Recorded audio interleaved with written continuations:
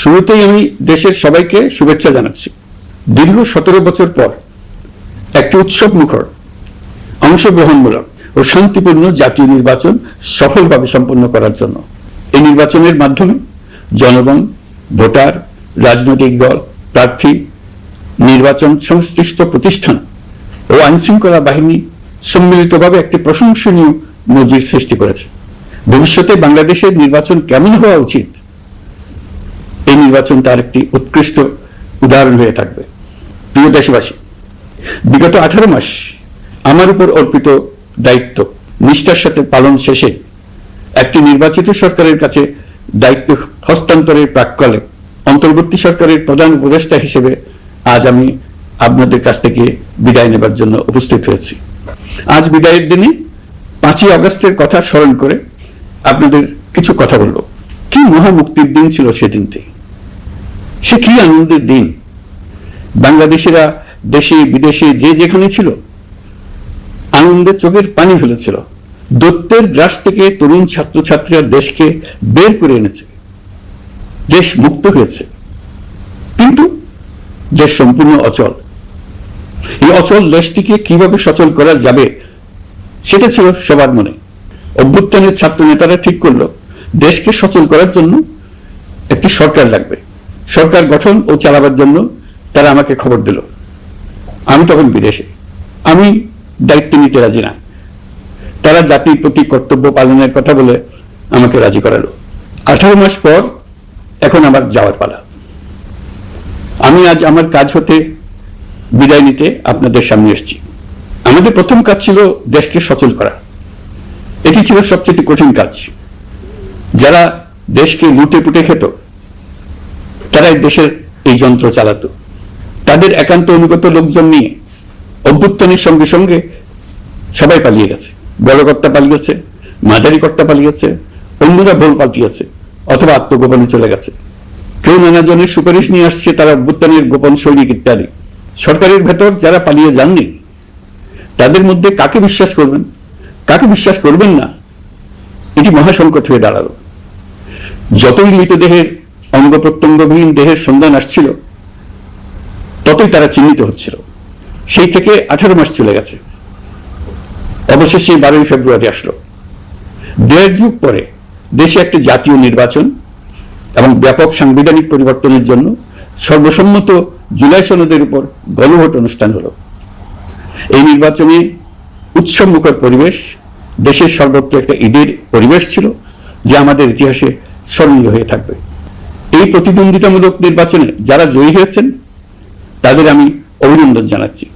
যারা পরাজিত হয়েছেন তাদেরকেও আমি অভিনন্দন জানাচ্ছি। হার জিতই হলো গণতন্ত্রের সৌন্দর্য। যারা জয়ী হয়েছেন তারা মোট ভোটের প্রায় অর্ধেক পেয়েছেন। যারা জয়ী হতে পারেননি তারা মোট ভোটের অর্ধেক পেয়েছেন। যারা জয়ী হতে পারেননি তারা এই জেনে আশ্বস্ত হবেন যে প্রায় অর্ধেক ভোটার আপনাদের উপর আস্থা রেখেছে। আগামী দিন নতুন সরকার দায়িত্ব গ্রহণ করবে। এর মাধ্যমে আমাদের 18 মাসের দায়িত্বের সমাপ্তি হবে। 24শে জুলাই মাসে বাংলাদেশের মানুষ এক অভূতপূর্ব অভ্যুত্থানের মধ্য দিয়ে তাদের মুক্তি, আকাঙ্ক্ষা ও মর্যাদার দাবি উচ্চারণ করেছিল। সেই সময় দেশ একটি গভীর রাজনৈতিক, অর্থনৈতিক, প্রাতিষ্ঠানিক ও মানবিক সংকটে নিপতিত ছিল। রাষ্ট্রযন্ত্রের উপর মানুষ আস্থা হারিয়ে ফেলেছিল। গণতন্ত্র হয়েছিল দুলিশ্বাদ, ভবিষ্যৎ ছিল অনিশ্চিত।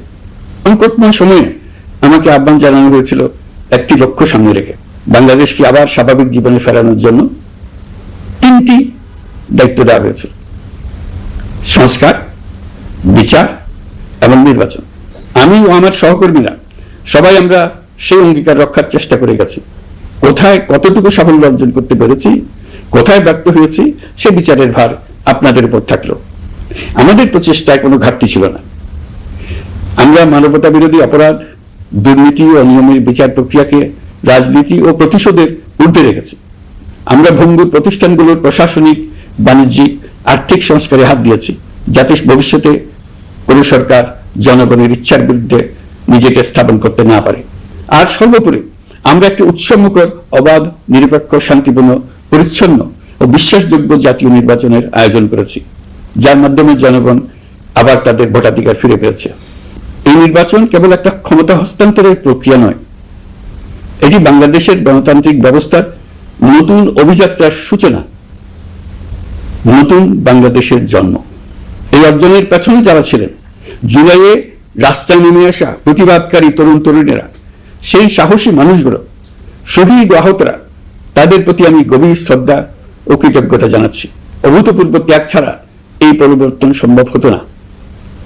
এই প্রক্রিয়া সফল করতে দেশের আবালবৃদ্ধ বনিতা সকলেই সহযোগিতা করেছেন। প্রাতিষ্ঠানিক দিক থেকে দেশের রাজনৈতিক দলসমূহ, নির্বাচন কমিশন, সকল আইন শৃঙ্খলা বাহিনী, সশস্ত্র বাহিনী, সরকারি কর্মকর্তা কর্মচারী ও প্রশাসনের প্রতিটি স্তরের সদস্যরা আন্তরিক সহযোগিতা করেছেন। আপনাদের প্রতি আমার আন্তরিক কৃতজ্ঞতা রইল। আপনাদের ধৈর্য, পেশাদারিত্ব ও আস্থার উপর ভর করেই এই পথ চলা সম্ভব হয়েছে। প্রিয় দেশবাসী, 24-এর গণঅভ্যুত্থানের সময় দেয়ালে দেয়ালে তরুণরা যে নতুন বাংলাদেশের স্বপ্ন এঁকেছিল, তার কেন্দ্র ছিল প্রাতিষ্ঠানিক সংস্কার। সেই প্রত্যাশা বাস্তবায়নে অন্তর্বর্তী সরকার প্রায় 130টি নতুন আইন ও সংশোধনী প্রণয়ন করেছে এবং প্রায় 600টি নির্বাহী আদেশ জারি করেছে, যার প্রায় 84% ইতিমধ্যে বাস্তবায়িত হয়েছে। এই সংস্কার সমূহ নাগরিক অধিকারকে সংহত করেছে, বিচার ব্যবস্থাকে শক্তিশালী করেছে এবং গুম, খুন ও বিচার বহির্ভূত হত্যার সংস্কৃতি যেন আর কখনো ফিরে না আসে সেটা নিশ্চিত করেছে। আমরা দায়িত্ব গ্রহণের সময় দেশের আইন শৃঙ্খলা পরিস্থিতি ছিল অত্যন্ত ভঙ্গুর। থানাগুলো ছিল পুলিশ শূন্য, জনগণের মধ্যে আস্থার বদলে ভয় ও শঙ্কা তৈরি হয়েছিল। ধাপে ধাপে আমরা সেই অবস্থার পরিবর্তন ঘটিয়েছি। আজ পুলিশ আর মারণাস্ত্র ব্যবহার করে না, বেআইনিভাবে কাউকে তুলে নিয়ে যায় না, বন্দুক যুদ্ধের নামে হত্যা করে না, পুলিশ ও গোয়েন্দা বাহিনীর ভয়ে কাউকে ডিলিট বাটন চাপতে হয় না। জনবান্ধব ও জবাবদিহিমূলক বাহিনী হিসেবে গড়ে তোলার লক্ষ্যে পুলিশ কমিশন অধ্যাদেশ 2025 প্রণয়ন করা হয়েছে। বিচার বিভাগকে স্বাধীন ও শক্তিশালী করতে পৃথক সচিবালয় গঠন, বিচারক নিয়োগের স্বচ্ছ কাঠামো এবং দেওয়ানি ও ফৌজদারি আইনে যুগান্তকারী সংস্কার করা হয়েছে। সেপারেশন অব জুডিশিয়ারির জন্য মাজদার হোসেন মামলার রায় আমরা বাস্তবায়ন করে গেলাম। গুমকে মানবতার বিরুদ্ধে অপরাধ হিসেবে স্বীকৃতি দিয়ে আন্তর্জাতিক অপরাধ ট্রাইব্যুনাল আইন সংশোধন করা হয়েছে। বিচার প্রক্রিয়াকে স্বচ্ছ করতে রায় সরাসরি সম্প্রচারের সুযোগ, বিদেশি আইনজীবী নিয়োগ এবং অন্তর্বর্তী আপিলের বিধান যুক্ত করা হয়েছে। বাংলাদেশ যেন আর কখনো মানবাধিকারহীন রাষ্ট্রে পরিণত না হয় সেই লক্ষ্যে জাতীয় মানবাধিকার কমিশন অধ্যাদেশ জারি করা হয়েছে এবং কমিশন গঠন করা হয়েছে। প্রিয় দেশবাসী, একটি সমাজ তখনই উন্নত হয় যখন তার নারীরা নিরাপদ, সম্মানিত ও সমান অধিকারপ্রাপ্ত। উন্নয়ন তখনই টেকসই হয় যখন নারীরা সিদ্ধান্ত গ্রহণে, অর্থনীতিতে, শিক্ষায় ও নেতৃত্বে সমানভাবে অংশ নিতে পারেন। যে নতুন বাংলাদেশের স্বপ্ন আমরা দেখছি, নারীদের অগ্রযাত্রা ছাড়া তা গড়ে তোলা সম্ভব নয়। নারী ও শিশু সুরক্ষা, যৌন হয়রানি প্রতিরোধ অধ্যাদেশ, পারিবারিক সহিংসতা প্রতিরোধের অধ্যাদেশ এবং নারী ও শিশু নির্যাতন দমন আইন সংশোধন করা হয়েছে। নতুন এসব আইনের মাধ্যমে কর্মক্ষেত্রে ও শিক্ষা প্রতিষ্ঠানে নারীদের হয়রানি প্রতিরোধ ও সুরক্ষা নিশ্চিত করার পথ সুগম করা হয়েছে। প্রিয় দেশবাসী, অভ্যুত্থান পরবর্তী এক উত্তাল সময়ে দেশকে ধীরে ধীরে স্বাভাবিক ধারায় ফিরিয়ে আনতে আমাদের সশস্ত্র বাহিনীর সৈন্যরা যে ধৈর্য, পেশাদারিত্ব ও দায়িত্ববোধের পরিচয় দিয়েছে, তার জন্য দেশবাসীর পক্ষ থেকে আমি তাদের প্রত্যেককে আন্তরিক ধন্যবাদ জানাচ্ছি। একই সঙ্গে বিশেষভাবে উল্লেখ করতে চাই, যখনই কোনো সংকটময় পরিস্থিতির উদ্ভব হয়েছে, তখনই দেশের রাজনৈতিক নেতৃত্ব আমাদের আহ্বানে তাৎক্ষণিকভাবে সাড়া দিয়েছেন এবং সহযোগিতার হাত বাড়িয়ে দিয়েছেন। এই পারস্পরিক দায়িত্ববোধ ও সংযমই দেশকে অস্থিরতার পথ থেকে স্থিতিশীলতার দিকে এগিয়ে নিতে সহায়ক হয়েছে। স্বৈরাচারের 16 বছরে এদেশের রাজনৈতিক নেতাকর্মীরা যে ভয়াবহ নিপীড়ন, মামলা, হামলা, গুম ও হত্যার শিকার হয়েছেন, তা আমাদের জাতির জন্য এক গভীর বেদনাদায়ক শিক্ষা। এই অভিজ্ঞতা আমাদের স্মরণ করিয়ে দেয়, যাতে ভবিষ্যতে আর কখনো কোনো জালেম মাথাচাড়া দিয়ে উঠতে না পারে, যেন আর কখনো ফেসিবাদ প্রতিষ্ঠিত না হয়, শত শত আইনাঘর সৃষ্টি না হয়, বিচার বহির্ভূত হত্যা ফিরে না আসে। সেই জন্য কেবল রাজনৈতিক অঙ্গীকারই যথেষ্ট নয়, প্রয়োজন ন্যায় বিচার নিশ্চিত করার লক্ষ্যে বিচার ব্যবস্থা ও রাষ্ট্রীয় কাঠামোর মৌলিক ও গভীর সংস্কার। এই উপলব্ধি থেকেই অন্তর্বর্তী সরকার তার সংস্কার কর্মসূচিকে সর্বোচ্চ অগ্রাধিকার দিয়েছে। প্রিয় দেশবাসী, ফ্যাসিস্ট সরকারের 16 বছরের নিপীড়ন ও জুলাইয়ের রক্তাক্ত স্মৃতি এখনো আমাদের মাঝে তাজা হয়ে আছে। যারা ভয়াবহ নিপীড়ন ও নির্যাতন চালিয়েছে তাদের বিচার করা এবং যেন আর কেউ এ ধরনের দুঃশাসন কায়েম করতে না পারে সেটা নিশ্চিত করা আমাদের গুরু দায়িত্ব। বিচার একটা চলমান প্রক্রিয়া।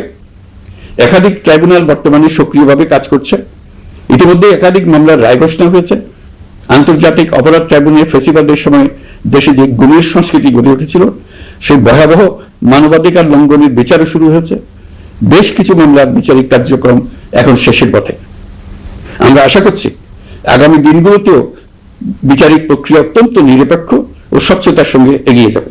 প্রিয় দেশবাসী, অন্তর্বর্তী সরকারের সবচেয়ে বড় অর্জন জুলাই সনদ, যার ভিত্তিতে গণভোটে বিপুল সংখ্যাগরিষ্ঠতায় তা বাস্তবায়নের সিদ্ধান্ত দিয়েছে দেশের মানুষ। জুলাই সনদের বাস্তবায়ন হলে ফ্যাসিবাদ ফিরে আসার পথগুলো চিরতরে বন্ধ হয়ে যাবে। আশা করব এটা নির্ধারিত সময়ের সীমার মধ্যেই বাস্তবায়ন হবে। অন্তর্বর্তী সরকারের ছোট বড় ভালো মন্দ অনেক কথা ভুলে গেলেও জুলাই সনদের কথা জাতি কখনো ভুলবে না। এই সনদ রচনা এবং গণভোটে পাশ করানোর জন্য আমি সকল রাজনৈতিক দল, সামাজিক সংগঠন, অধিকার রক্ষা প্রতিষ্ঠান যারা অক্লান্ত পরিশ্রম করেছে তাদের সবাইকে আজ অভিনন্দন জানাচ্ছি। এই নির্বাচনে প্রথমবারের মতো প্রবাসীদের ভোট দেওয়ার সুযোগ সৃষ্টি করা হয়েছে। যখন একজন ভোটার গর্ব করে এই নির্বাচন ও গণভোটে ভোট দেওয়ার অভিজ্ঞতা সোশ্যাল মিডিয়ায় বলে, তখন একজন নাগরিক হিসেবে আমি আনন্দ ধরে রাখতে পারি না। আমি আশা করি এই প্রক্রিয়ায় ভবিষ্যতে আরো অনেক বেশি প্রবাসীরা নিশ্চিন্তে অংশগ্রহণ করতে পারবে। প্রিয় দেশবাসী, আমরা দায়িত্ব গ্রহণের সময় অর্থনীতি ছিল বিপর্যস্ত, ব্যাংকিং ব্যবস্থা ভেঙে পড়েছিল, অর্থ পাচার ছিল লাগামহীন। আমরা রাজস্ব ব্যবস্থাপনা, করনীতি, মুদ্রা ব্যবস্থাপনা, আর্থিক খাতে কাঠামোগত সংস্কার এনেছি। তলাবিহীন অর্থনীতি আমাদের জন্য রেখে গিয়েছিল আগের ফ্যাসিবাদী সরকার। কেন্দ্রীয় ব্যাংক বাণিজ্য ব্যাংককে ফতুর করে দিয়ে গেছে, $234 বিলিয়ন পাচার করে নিয়ে গেছে, বিশাল ঋণের বোঝা রেখে গেছে। এইসব আমাদের জানা কথা। আমরা যারা এই অর্থনীতি আবার চালু করার দায়িত্ব পেয়েছিলাম তারা দিশা খুঁজে পাচ্ছিলাম না। এখন যাবার সময় স্বস্তি পাচ্ছি যে আমরা অবস্থার মোকাবেলা করতে পেরেছি এবং নতুন অর্থনৈতিক বুনিয়াদ রচনা করে রেখে যেতে পারছি। এখন আর পাওনাদাররা আমাদের তাড়া করতে আসবে না। আন্তর্জাতিক লেনদেনে আমরা চোখে অন্ধকার দেখব না। আমাদের রিজার্ভের পরিমাণ এখন $34 বিলিয়ন। আমাদের দেশপ্রেমিক প্রবাসী ভাই বোনদের রেমিটেন্সের টাকায় এই রিজার্ভ ক্রমেই বাড়ছে। নিত্য প্রয়োজনীয় পণ্যের দাম নিয়ন্ত্রণে সরবরাহ বৃদ্ধি করা হয়েছে। টিসিবির কার্যক্রম সম্প্রসারিত হয়েছে। বাজার তদারকি ও মজুতদারির বিরুদ্ধে কঠোর ব্যবস্থা নেওয়া হয়েছে। এর ফলে খাদ্য মূল্যস্ফীতি উল্লেখযোগ্যভাবে কমেছে। শ্রমিক অধিকারকে মানবাধিকারের অংশ হিসেবে বিবেচনা করে আন্তর্জাতিক শ্রম সংস্থার গুরুত্বপূর্ণ কনভেনশন সমূহ অনুসমর্থন করা হয়েছে, যা কর্মক্ষেত্রে শ্রমিকের নিরাপত্তা ও মর্যাদা নিশ্চিত করবে। যুগান্তকারী নতুন শ্রম আইন প্রণয়ন করা হয়েছে। প্রবাসীরা আমাদের অর্থনীতির প্রাণশক্তি। তাদের সুরক্ষা ও কল্যাণে আইন সংশোধন, বিদেশে আইনি সহায়তা, নতুন শ্রম চুক্তি এবং দক্ষতা উন্নয়ন প্রকল্প গ্রহণ করা হয়েছে। বন্দর ব্যবস্থাপনা ও বিনিয়োগ কাঠামোতে আমূল সংস্কারের মাধ্যমে ইউরোপীয় সর্ববৃহৎ বিনিয়োগ সহ একাধিক কৌশলগত প্রকল্প এগিয়েছে। ব্লু ইকোনমির সম্ভাবনা কাজে লাগাতে গভীর সমুদ্র বন্দর, মৎস্য ও আধুনিক টাউনশিপ উন্নয়নে নতুন কর্তৃপক্ষ গঠন করা হয়েছে। প্রিয় দেশবাসী, পররাষ্ট্রনীতিতে বাংলাদেশের সার্বভৌমত্ব, জাতীয় স্বার্থ ও দেশের মর্যাদা, এই তিনটি মূল ভিত্তি আমরা দৃঢ়ভাবে পুনরুদ্ধার করতে সক্ষম হয়েছি। নতজানুক পররাষ্ট্রনীতি কিংবা অপর দেশের নির্দেশনা ও পরামর্শ নির্ভর বাংলাদেশ এখন আর নয়। আজকের বাংলাদেশ নিজের স্বাধীন স্বার্থ রক্ষায় আত্মবিশ্বাসী, সক্রিয় ও দায়িত্বশীল। বিশ্বের সকল দেশের সঙ্গে পারস্পরিক সম্মান ও স্বার্থের ভিত্তিতে সম্পর্ক গড়ে তুলতে আমরা প্রতিশ্রুতিবদ্ধ।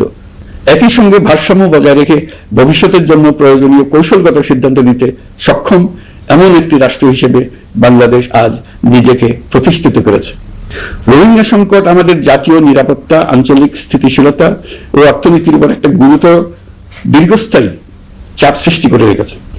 দুঃখজনকভাবে দীর্ঘ সময় ধরে এই সংকট নিরসনে কোনো কার্যকর সমন্বিত আন্তর্জাতিক উদ্যোগ দৃশ্যমান ছিল না। দায়িত্ব গ্রহণের পর আমরা আন্তর্জাতিক অঙ্গনে মৃতপ্রায় এই ইস্যুটিকে পুনরায় বিশ্ব মনোযোগের কেন্দ্রে নিয়ে আসতে সক্ষম হয়েছে। এই সংকটের গুরুত্ব অনুধাবন করে জাতিসংঘ আমাদের পাশে দাঁড়িয়েছে।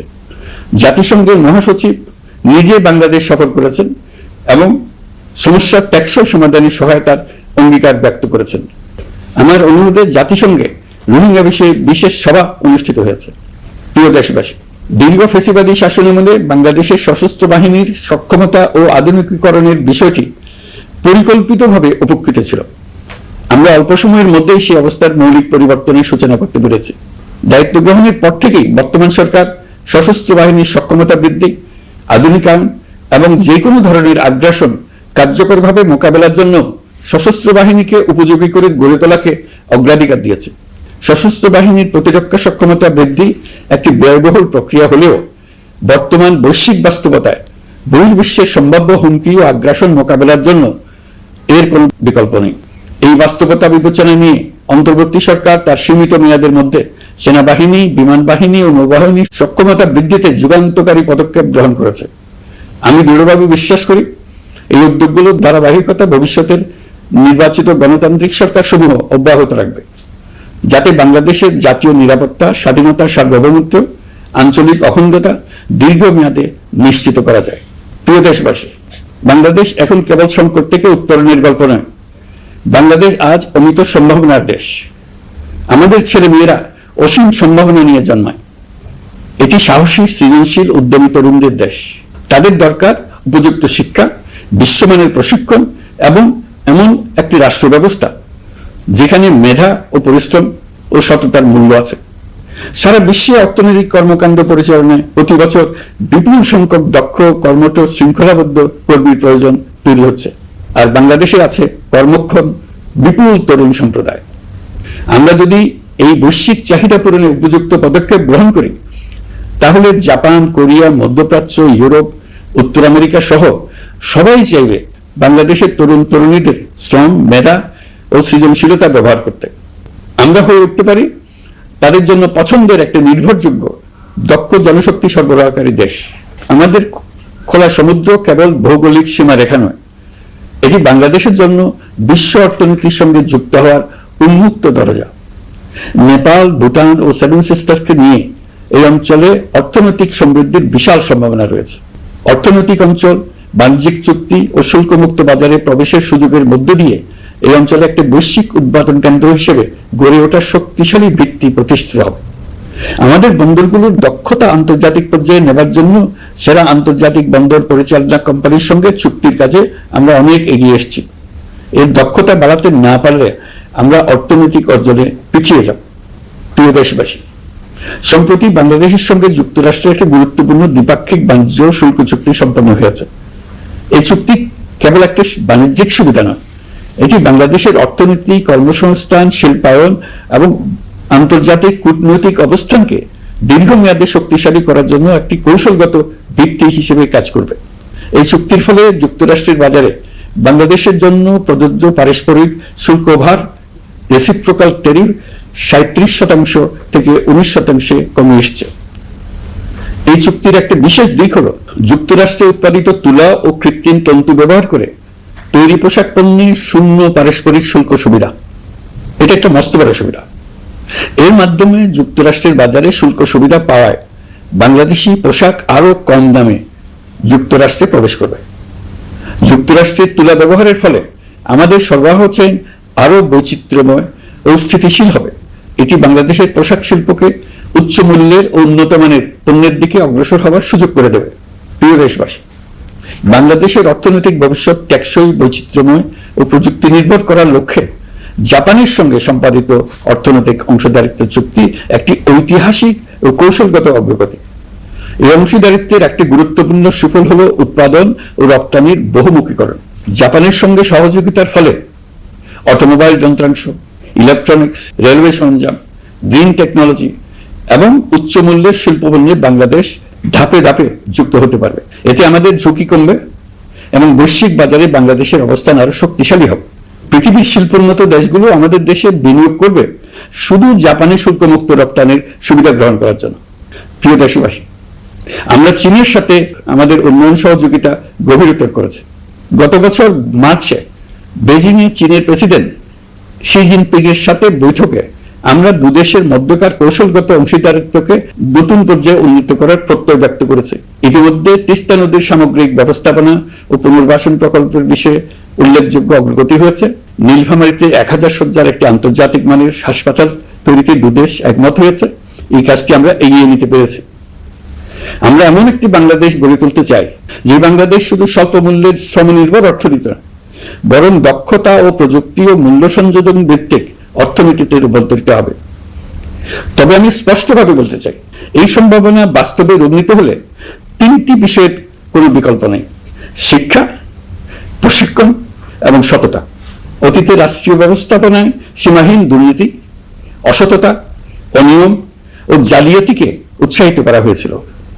সেই সংস্কৃতি আমাদের পেছনে টেনে রেখেছিল, আমাদের বিশ্বাসযোগ্যতা ক্ষুণ্ণ করেছিল। নতুন বাংলাদেশকে সেই পথ থেকে সরে আসতে হবে।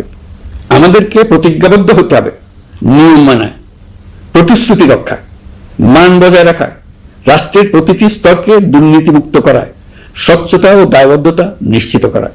প্রিয় দেশবাসী, আমরা শূন্য থেকে শুরু করিনি, শুরু করেছি মাইনাস থেকে। ধ্বংসস্তূপ পরিষ্কার করে প্রতিষ্ঠান দাঁড় করিয়ে তারপরে সংস্কারের পথ ধরেছে।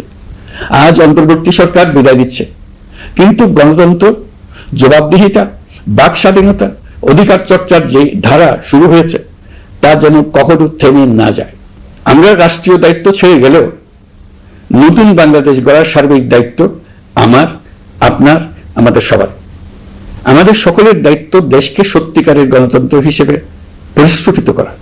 জুলাই গণঅভ্যুত্থান আমাদের জন্য এই দরজা খুলে দিয়েছে। আমরা যদি স্বপ্ন, আকাঙ্ক্ষা ও শক্তিকে বাঁচিয়ে রাখতে পারি, তবে বাংলাদেশের অগ্রযাত্রা কেউ থামাতে পারবে না। গণঅভ্যুত্থানে যারা প্রাণ দিয়েছে, শরীরের অঙ্গ হারিয়ে দুঃসহ জীবনযাপন করছে, যাদের লাশ পুড়িয়ে ফেলা হয়েছে, যাদের লাশ এখনো খুঁজে পাওয়া যাচ্ছে না, যারা অল্পের জন্য বেঁচে গেছে, তাদের সকলের আত্মত্যাগকে এই জাতি যেন কোনোদিন ভুলে না যায়। প্রতিটি রাষ্ট্রীয় সিদ্ধান্ত গ্রহণে আমরা যেন তাদের ছবি মনে রেখে সিদ্ধান্ত নিই। আমাদের পরবর্তী প্রজন্মকে ক্ষমতাবানদের কিভাবে নিয়ন্ত্রণে রাখতে হয় সেই শিক্ষাটি যেন দিয়ে যেতে পারে।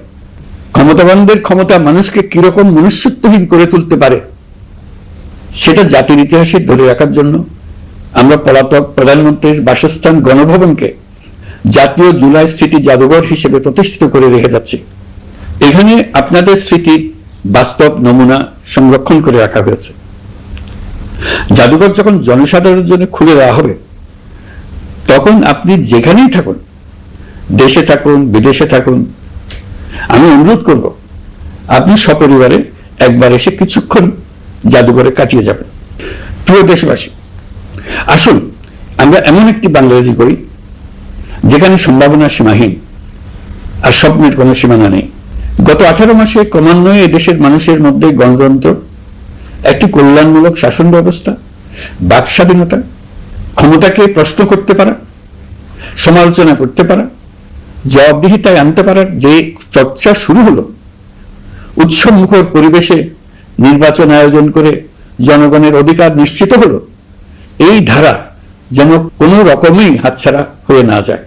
আমি বিশ্বাস করি বাংলাদেশের আপামর জনসাধারণ এবং সকল রাজনৈতিক পক্ষ ইস্পাত কঠিন ঐক্যের মাধ্যমে এই ধারাকে আগামী দিনগুলোকে রক্ষা করবে, সমৃদ্ধ করবে।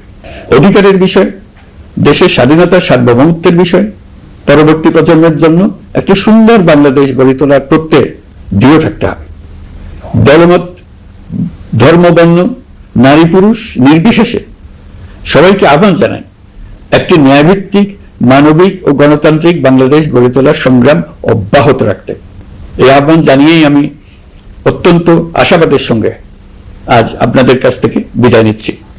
দেশের শিশু, কিশোর কিশোরী, তরুণ তরুণী, ছাত্রছাত্রী, নারী পুরুষ, নবীন প্রবীণ, আমার দায়িত্ব থেকে বিদায় নেবার এই প্রাক্কালে আপনাদের সকলের প্রতি আন্তরিক ধন্যবাদ জানাচ্ছি। আমার জন্য দোয়া করবেন। মহান আল্লাহ আমাদের সকলের সহায় হন।